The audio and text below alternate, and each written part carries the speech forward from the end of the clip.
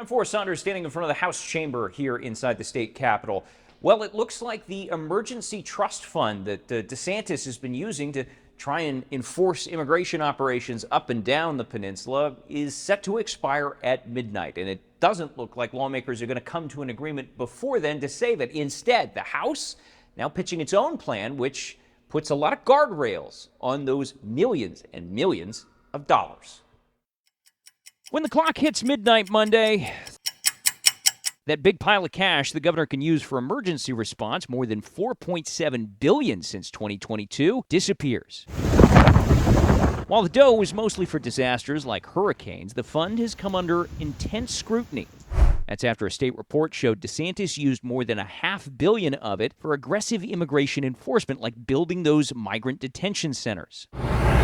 And lawmakers are now mulling whether to strip that power away. Please show PCB 26-02 has passed favorably. The House Monday advanced a plan that would revive the fund until 2030 while adding much tighter guardrails. Spending limited to only natural disasters, banning big-ticket buys like vehicles. It requires quarterly spending reports. Officials just swear they're accurate, and any federal reimbursements have to go back to the general fund. We're just putting some guardrails on the fund to assure some accountability and transparency. That's what we ask our people to do at the local level. We ought to do it here at the state level. The House sponsor saying it's not about undercutting the governor, though DeSantis' office and allies don't see it that way.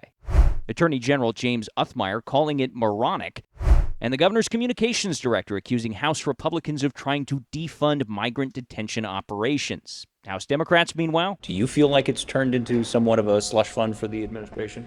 Oh, yes, that's what I call it. It's totally a slush fund for this governor. The caucus applauding the idea. Minority Leader Fentress Driscoll saying it should have happened sooner. And the fact that we're here now, 4 years later, putting guardrails in, lets you know that we got it wrong. But there isn't consensus across the hall.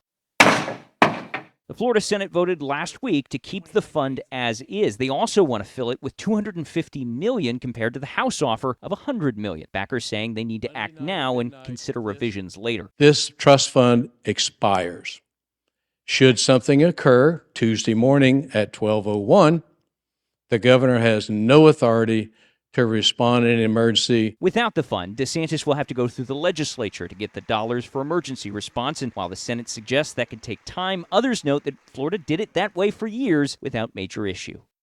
What comes next? Well, both chambers will have to agree on what that trust fund actually looks like and pass the exact same version of the bill to send it off to the governor. And who knows if he's going to agree to it, because he wants a bigger pot of money with fewer restrictions. Have to wait and see what happens. That's the latest step here at the state capitol. I'm Forrest Saunders reporting.